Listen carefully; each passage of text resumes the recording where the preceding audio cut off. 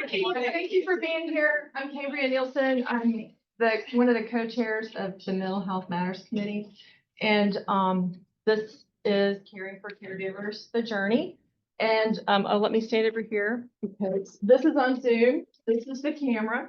And so hello, people on Zoom. This is being recorded, but it will be edited afterwards. And we will decide if it's going to be shared, but right now it's just being recorded for DCPC YouTube sharing, maybe, and it might be shared just privately to those who want the link. So it probably will not be like on the YouTube channel for all the world to see, but it is being recorded. So welcome. This is being co-hosted by Mental Health Matters and Stephen Ministry. Mental Health Matters is a subcommittee of the Congregational Care Committee. Stephen Ministry is also a subcommittee of the Congregational Care Committee, but we do very different things. Mental Health Matters shares information, creates awareness, promotes advocacy, and seeks to reduce stigma around surrounding mental health. And Stephen Ministry provides direct care. They are lay ministers, and they're to support anyone who needs someone to listen and to talk to.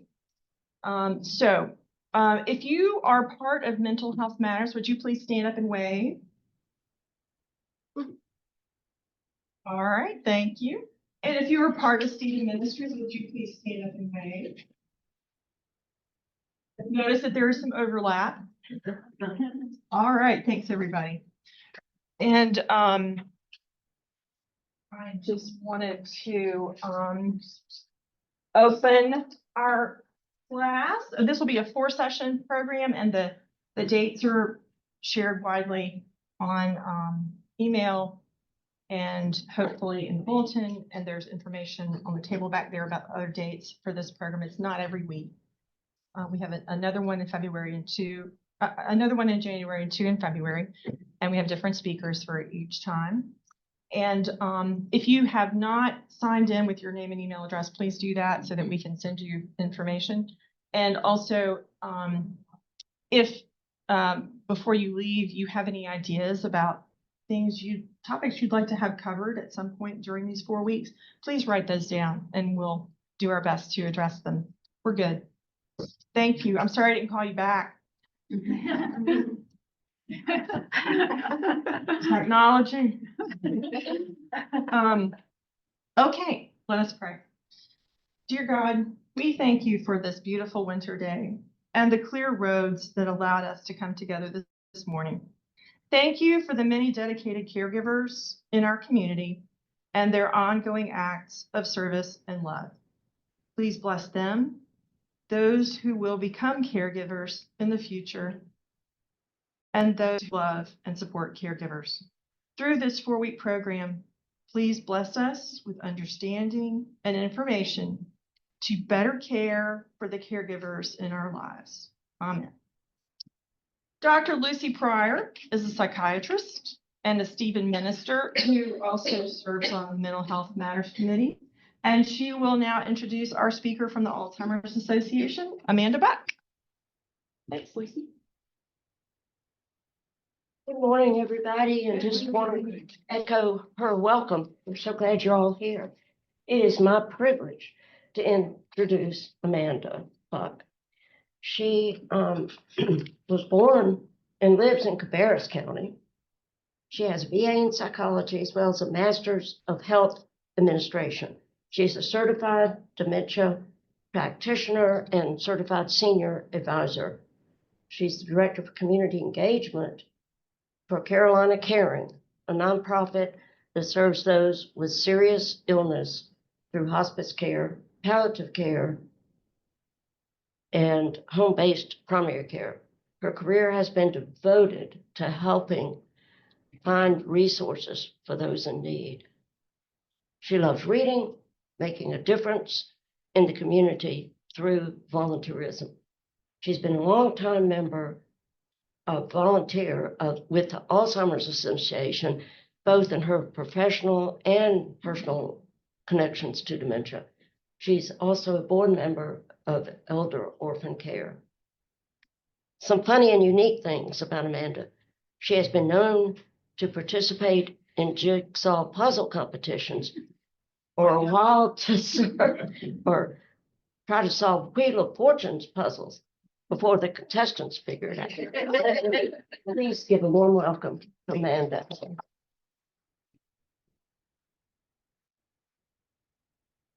If you need to know about jigsaw competitions, I will be happy to help you. with that jigsaw puzzle competition. It's quite fun. Like she said, I'm Amanda Buck, and I am so honored to be a volunteer with the Alzheimer's Association. I wear many different hats with the Alzheimer's Association as a volunteer. One, which you're going to see today, as a community educator. But in the video won't show it, but you guys can see that the Walk to End Alzheimer's is very important to me. I'm on the chair of that, so my purple shoes go with that. I've been a support group facilitator for those caregivers that are caring for a loved one with dementia, and I'm a legislative advocate. Personally and professionally, dementia means a whole lot to me. And so I hope today that this is an opportunity I do not take lightly, that you're here with me for an hour. And I just am thankful for the opportunity to share with you guys today. This actual presentation is called Exploring Care and Support Services, but it's in a big umbrella of different series with what's called the Empowered Caregiver. So we're actually just going to be doing the Exploring Care and Support Services today, but those are the different types. So today, what we're going to really be diving into is just being able to empower you or someone that you know as a caregiver to, first of all, understand a little tiny glimpse of what dementia looks like, but really diving deep into exploring care and support services. I really hope at the end of this, what you guys will understand is explain why it's important to plan for care when you have someone having some care changes with dementia. We're going to talk a whole lot about describing the different types of respite care, and that includes informal, home, and daycare. And then we're going to talk about different types of long-term and residential options. We are going to describe end-of-life care, and we're going to know what's important when moving a person from one setting to another. And then we're going to talk about some Alzheimer's resources that are available to you. Like she had mentioned earlier, I do work for a nonprofit called Carolina Caring that does specialize in serious illness for those that have hospice care, palliative needs, and home-based primary care. So the Alzheimer's resources we'll talk about later, but there's also some information at the back table. I also received permission to give some educational resources on hospice and palliative on the back table, but you guys are welcome to take some of those information just to get a little dive deep. And then there's business cards back there if you have any questions. Corey O'Donohue is the program coordinator for this, and so she asked me to give you the cards if you guys ever have any questions for her as well. Okay. So I kind of like starting out with illustrations because it kind of helps us paint a picture. And let's just pretend today that Cambria said, you know what, we're all going to go to the Carolina Panther Stadium right after this. Some of you are going to be blindfolded and just have to walk there and try your best. Some of you are going to not be blindfolded. You're going to walk, but no GPS to help you out at all. Some of you are going to drive without GPS, and then some of you are going to get the luxury of driving with the GPS. How many of you guys would want to be the blindfolded walking down through there? I'm seeing some no hands. Would you like to be in the group that says, hey, let me get in my car, get my GPS, and let's drive? Okay. Well, the way that I kind of paint this picture is the journey to dementia can be much like that. Do we want to be blindfolded and not know, or do we want to have the opportunity to get the information that we need to know the rest stops along the way, the different options that we can go? Sort of like when you're driving, you might see a restaurant or two or three, and that might be those are your options, right?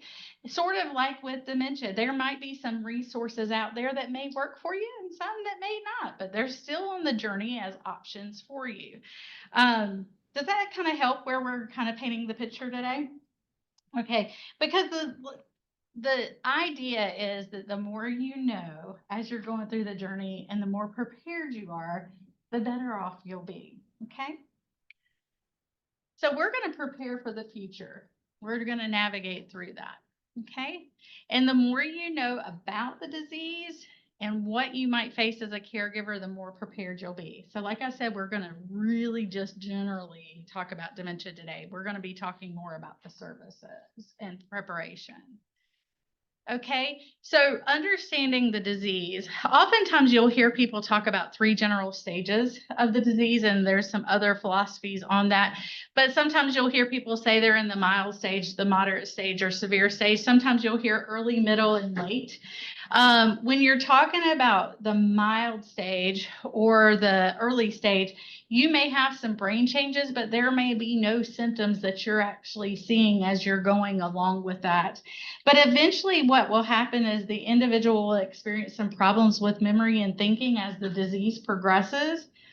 And the healthcare professionals just kind of go through that. And the reality is if the person continues along the trajectory with dementia and there's no other type of illness or something like that that actually prevents them from going further into their Alzheimer's progression because they pass away or whatever. Eventually that person will need 24 hours a day, 7 days a week care. Okay. But I will tell you that this is not one of these things that you can just identify and say, oh, they're in the moderate stage. Because sometimes things overlap a little bit. So this is just general stages that we kind of want to emphasize there. And if you've met one person with dementia, that's what you've met is one person with dementia. Just like God created us all, He fearfully and wonderfully made all of us unique, and we all have different variables with health conditions and environment, those types of things. The disease itself is going to be different for each individual. So that's why it's such a general thing. Does that make sense? Okay. As I said at the end with the 24/7 care, the person is going to definitely need help at the end with activities of daily living. And that term is used a lot in the healthcare industry, but activities of daily living means bathing themselves, dressing themselves, feeding themselves, clothing themselves, toileting themselves, being able to do those basic tasks. Okay. Now, there are different services that we're going to talk about, but with understanding just kind of as an overview of what I just said, Alzheimer's disease, like I said, does affect people in different ways. And care needs are going to change and increase as the disease gets worse. And like I said, they'll eventually need 24/7 care. And you need to know when and where to get help because it's challenging to care for someone living with dementia, but you don't have to do it alone. There are different services at each stage of the disease to help you. And we'll talk about all those resources as we go along. Just kind of just putting this plug in that when you are starting to explore services, some services are created where you can get insurance to pay for them. Some are not. So it's always very helpful to kind of keep that insurance in the back of your mind, particularly if you have long-term care insurance. There might be some other services through that as well. But everybody's insurance is different, just like everybody's dementia journey is different. So that's not something that I will dive into today. Okay. Okay. So respite is a word that you may not use in your normal vocabulary every single day, but if you are a caregiver with dementia, a caregiver for someone with dementia, respite is going to be a golden word for you. And we're going to talk about those different care options because we want you to be more confident as a caregiver. So basically, respite care gives caregivers a break while the person they're caring for is living with dementia in a safe environment. And respite can be for any serious illness that you're a caregiver for someone with. And the bottom line is if we're not taking care of ourselves, it's going to be really hard for us to take care of the people that we're caring for, right? We've got to make sure we're getting good rest and taking care of ourselves so we can give the best care possible. And there are different types of respite care. So I'm going to go over some of those with you all today. So the first one, just a little trivia statistic there, is that 80% of people that are getting utilize their informal network of caregiving, family, friends, and loved ones for caregiving during the dementia journey. So 80% is provided by them. So this first one, you're going to see that a lot of people do it, and you don't even realize you're doing it, right? Okay, so how many of you I just listened when I was in the room today. Cambria was walking around and she said, "Hey, do you mind helping me over there with the cinnamon rolls?" She made some phone calls to try to get some help. I heard people say, "Hey, can I help you get set up with everything?" How many of you guys heard maybe some of that conversation? Sometimes we can do that very easily in a situation like this, but when we're caring for someone with dementia, sometimes we're like, well, I don't know, I don't want to bother anybody. But then on the other side, the people that want to help you say, well, I don't really want to intrude. And so it's the elephant in the room. The person that needs help doesn't want to ask help to, bother someone. But at the other side, I want to help so bad, but I don't know how. But informal help can be such a great tool for people with respite care. It might be that the person might need help making an appointment to get their oil changed, and they're like, I cannot just sit on the phone with them. Would you just mind getting my appointment set up for sometime on Tuesday? Sure, I can do that. Or it might be, I really don't want to go to the grocery store. The weather's been kind of bad, getting my loved one in and out. Hey, I'm going to the grocery store. Do you mind me picking up those things for you so you don't have to go out? How about that? So just those little informal things. And it may be that they say, I know that you need to go get your hair done. You've been talking about going to get your hair done. Why don't I come and just visit while you go get your hair done? It'll just be like a little simple visit. Those informal types of caregiving, those can be wonderful things. And it sounds like you guys are already equipped as a church to be the Stephen ministry and just being a help. And so you already understand informal help. I'm speaking to the choir on that. So that's the first type of respite care. The second type of respite care is home care. Now, I want you to think about all the things that we were just kind of talking about with the informal help, but this would be an organization or a company that you would pay to do those things. So they might come and do companion care services. They may help with personal care, like some of the bathing and dressing. They may do some cleaning services in your home. But they're giving you an opportunity to do those things, and you may be able to go out while they're there. You may just go in your room and just read a book, whatever, just to be able to give yourself an opportunity to get a break. And I've got to just kind of get on the soapbox for a second, and we'll talk about this a little bit.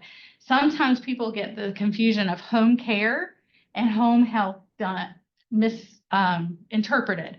Think of care as I'm caring for the person, but home health is there's health care needs, right? So the health would be more, and we'll talk about what home health is in a minute. So if people say, well, they referred us to home health, well, that's going to be for the medical needs. Home care is actually doing the care for the person, much like you would care for someone that's unable to do those things, some of the things that they need just for basic needs. Does that make sense?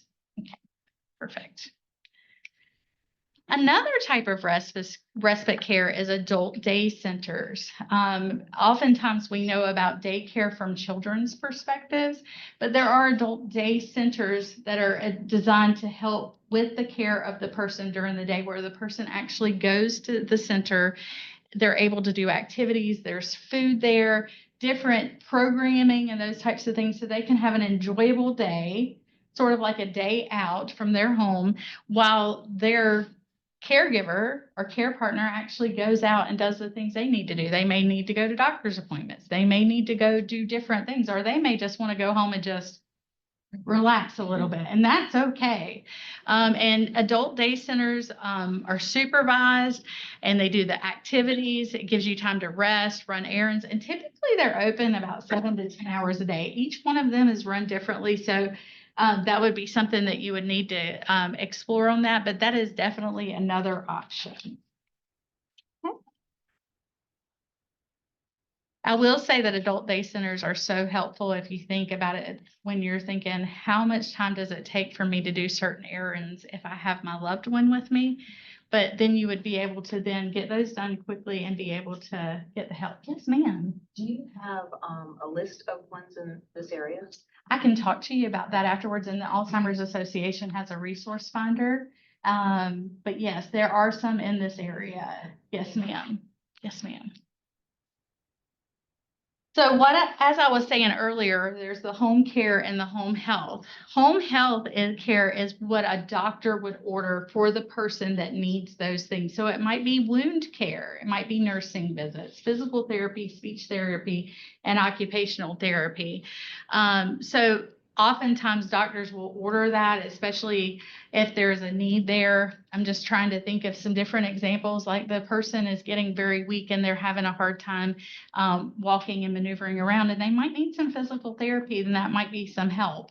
So that is definitely an option too. So we've talked about some options that are respite for you at home. So we've talked about informal supports. That's all of us. We've talked about home care. We've talked about adult day centers, and we've talked about home health care. Now, I would be remiss if I thought that every single person that has dementia has a loved one that lives with them and they're able to do the care in the home, or that person is going to be able to continue the care for their loved one from here on out. So that is why we're going to now talk about some long-term and residential care supports.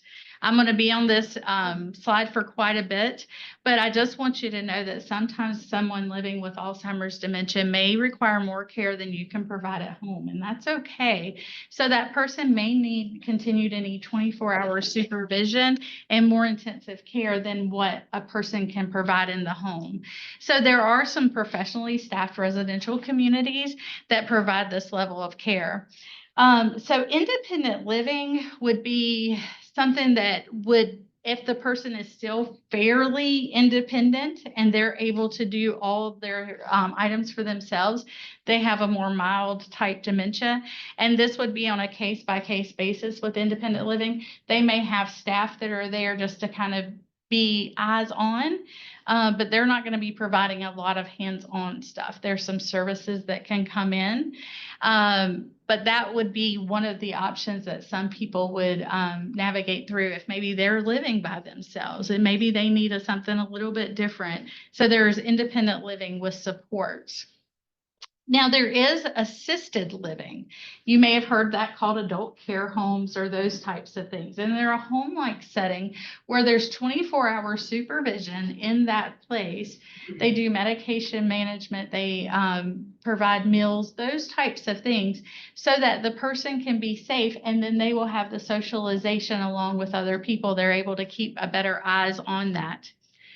Now, assisted living can actually also have a component called memory care, and that is designed more for individuals that have higher levels of needs based on their Alzheimer's dementia risk.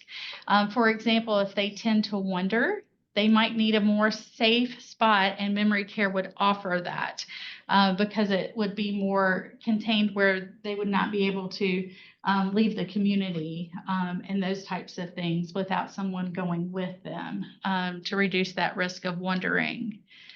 And then lastly is skilled nursing homes. So skilled nursing would be more of the nursing interventions. There's people that in assisted living that have health needs, but it's not to the point where they need skilled nursing.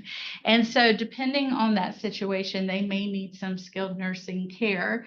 And those are things that you don't have to worry about where they plug in. That is something that you would have conversation with doctors, and there's forms that they allow to determine where that would best fit the needs. Okay, so those are some long-term and residential care options. Does anybody have any questions about that? Yes. And without naming names of places, how do you evaluate a good skilled nursing setup? So, and I can talk to you offsite on that, but there are like Nursing Home Compare, the government site with Medicare.gov that goes through those types of things. And then there's some information on that site. There is the Ombudsman program with Central Carolina Area Agency on Aging that may be able to provide you some information as well. Yes. Good question. Anybody else? I will tell you that assisted living is typically private pay. There are some Medicaid funding for people that are lower income, but it is a private pay type situation. Question, is respite care private pay? Well, some of these, so for example, the adult daycare would be private pay. And it depends on if you have those insurance policies. The home care that we were talking about would typically be private pay. Home health is ordered by a doctor, so that would possibly go through Medicare. But each situation is completely different on those. So it just depends on what situation you're looking for. Yes. And what programs you're with. Good question. Okay. Okay. So we've talked about some respite care options. We've talked about the home care, informal care supports, adult day care centers, and then I just lost my train of thought. I'm sorry. Forgive me for that. So we've talked about the four. I'm sorry. It gets worse. I'm telling you. So we've talked about the four respite options. We've talked about the home health and the home care. We've talked about the adult daycare and the informal supports. We've talked about the long-term and residential care, independent living, assisted living, and skilled. And now we're going to talk about end-of-life care. As we discussed earlier, Alzheimer's is a progressive brain disease. And what's going to happen is eventually that person is going to need to have 24/7 help and support. And there's other supports that come as the person is nearing the end of life. Some of these services, I just kind of want to share with you all that we're going to talk about. And the first one is going to be palliative medicine. Oftentimes people hear the words hospice and palliative and they put them together as one bucket, and they're the same service in some people's minds. But hospice care and palliative medicine are completely they're different programs, okay? So we're going to talk first about palliative care, and palliative care is something that you can start receiving as early as your diagnosis, all the way to end of life if you do not choose hospice. And it's a specialized medical care that focuses on providing relief from pain and symptoms along with diseases. And it's not just for dementia, but as we're talking today, we're going to talk about from dementia. So we're talking about the side effects from medical treatments, but it also provides comfort and support for those that are living with that serious illness, okay? And the goal of it is actually to relieve pain, control symptoms, prevent any side effects and complications with those. And this focus really is on quality of life for that individual. We focus on the quality of life of the caregiver and the family who's facing the challenges going along with that illness, right? Okay. And how does it work? I like using illustrations. And if I can just borrow in your mind to think about a wagon wheel, okay? Think about a wagon wheel. And in the center is that little hub, the center, that's the patient and the caregivers. Then the spokes on the person's wheel are the services they're providing. So it might be that they're still getting all their treatments, because with palliative care, you're still getting all your treatments. So it might be your specialist, your primary care, your therapist, those types of things. It might be some of those respite care options. All of those people are trying to keep the wheel going, right? And support the family.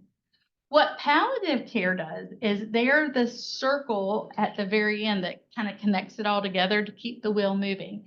So they're the extra layer of support, that extra eyes and ears to kind of talk about how things are going, okay? Those specialists, they are specialists, the palliative medicine specialists and nurses work with the regular medical team that's the spokes, right? To provide that extra layer of help. So the care focuses on the needs of the person and does not necessarily focus on what the disease or the illness might do. And they can help a person at any age and any stage of the illness. But it's usually that people start thinking about palliative medicine at the near the end of life. But palliative medicine, you can still receive all your treatments that you are getting aggressively when you're on palliative. Okay. And the service availability does not determine whether the person's illness can be cured or not. Really, what it is just working alongside for quality of life for that person. Okay. Most insurances would look at it, Medicare, those types of things, and it would be looked upon as a specialist. So you would just need to look at your insurance to see if palliative medicine or palliative care could be an option. Okay. So let's jump over to hospice care. And that is a special kind of care where there have been providers that have made the decision that have said, if this person's health condition continues at its normal course, that individual's life expectancy would be, in their best guess, at 6 months or less life expectancy. That's just their best guess. So you know how that works, because only God knows when that's going to happen, right? And they're experiencing that advanced terminal illness, and they work alongside the caregiver and the patient. They treat the person and the symptoms of the disease rather than treating the actual disease itself, okay? Because the goal of hospice is to provide that compassionate care that individuals need in that last stage of a terminal and incurable illness, so they can live their life as fully and as comfortably as possible, okay? So how it works is there's a team that comes along. So just like I talked about that wagon wheel, and everybody's still getting all their treatments, right? And we're coming along to be the extra eyes and ears. What hospice does, if you guys can picture a pinwheel that has the little whirlwind is what I used to call it, but it has different components to it. The center is going to be the patient and their loved one. And then on the outside are the pinwheel pedals, so to speak. That is the team of hospice that comes along to embrace the family to help that quality of life. So it might be nurses that are coming to talk about what's the matter with the individual, social workers to offer resources, a bereavement team that's talking about anticipatory grief as well as grief afterwards when the person passes away. It can be a chaplain to offer spiritual support. And then there's volunteers that come alongside to help enrich the quality of life. So there's this team approach that comes along to help. And then, so they would have the medical care for the symptoms and that type of thing. They've got the emotional, spiritual, and grief counseling. And then access to a member of a hospice is available 24/7 just by the nature of the hospice program. There's medical supplies and equipment that can be covered as part of that. And then there is a respite care component with hospice that can give the individuals breaks, okay? Most people receive hospice care in their home, although there's hospice houses. I believe I was speaking to someone about that earlier. But people can receive that wherever it's called home. So if that's an assisted living or a skilled nursing that we were just talking about. It's just a team approach, if that makes sense. Okay. And the service availability, just as I said, it typically is provided during the last 6 months of a person's life. It is usually covered by Medicare, Medicaid, those types of things. And the Veterans Administration does offer coverage for hospice, but just be sure to check with your insurance and those types of things, or the providers you're using, so that they can give you some further information. So we have talked about the respite options in the home. We've talked about home care, informal care, home health, executive centers. We've talked about the independent living. We've talked about the assisted living. We've talked about the skilled nursing. We've talked about palliative and hospice. Now we're going to talk about conversations. We have talked about some really important options. But in order for that conversation, you've got to have that conversation in order to help. How many of you guys would like somebody to take you on a trip and they didn't even consult you on where we might want to go, what we might do? And then all of a sudden I take you to Alaska today, but you decided you thought that I might be taking you on a cruise ship for something very warm. You're not prepared, right? It wasn't what you planned for. We don't want that with an individual that has dementia. So if you're able to have those conversations early with someone who has been diagnosed with dementia, it's the elephant in the room, so to speak, to say, what do you want things to look like? What would things be that would be helpful for you? Those types of things. This is where we have those conversations, and we've got to start them early.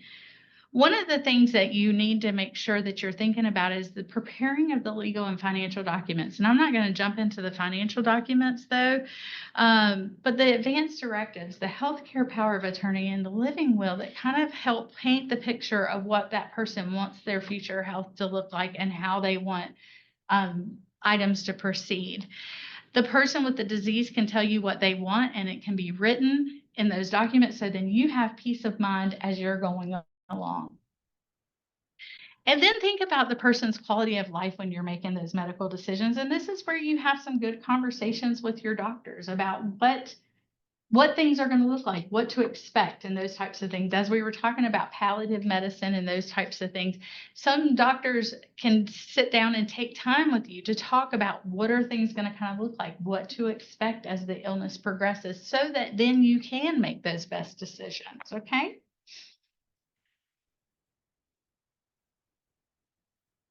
So right now we're going to talk about two different things, just as an example. We've got the healthcare power of attorney, like I mentioned, in the living will. But think about some goals for care and medical treatments. And situations just like the diagnosis of dementia can be different for everyone. Situations can be different for everyone as end of life happens. And you might choose comfort and quality instead of a longer life. Everybody has those. And I know that some of you might have been in some of those conversations in the hospital, or what did that person want, or did we do the right thing, and those kinds of things. So there is what's called a do not resuscitate order, and that's a legal order that the doctor comes alongside the patient with that says that it stops medical professionals from doing the CPR or other life-saving procedures to help a person when their heart or breathing stops. And that's something that they go through with their doctor. The other part is life-sustaining treatments. And there's some examples of medical care for late stages Alzheimer's that you may choose, such as, do you want a respirator to help with your breathing, feeding tubes, IV hydration, antibiotics, CPR, or surgery? Those are some of the things that you can make as far as your medical decisions. Okay. So kind of diving into the next section, just as a recap, I like to kind of keep us, we've talked about the different care options. We've talked about home care. We've talked about home care health. We've talked about adult day centers, and we've talked about the different residential options. We've talked about hospice and palliative. We just talked about making those conversations clear, completing those directives. And now we're going to talk about moving care settings. I'm going to be very honest with you from a personal and professional standpoint. I would be remiss if I said there are times that we think in our mind the best laid plans, right? Where we say that person that I love is going to be home with me forever and ever, and they're not going to go anywhere else. Okay.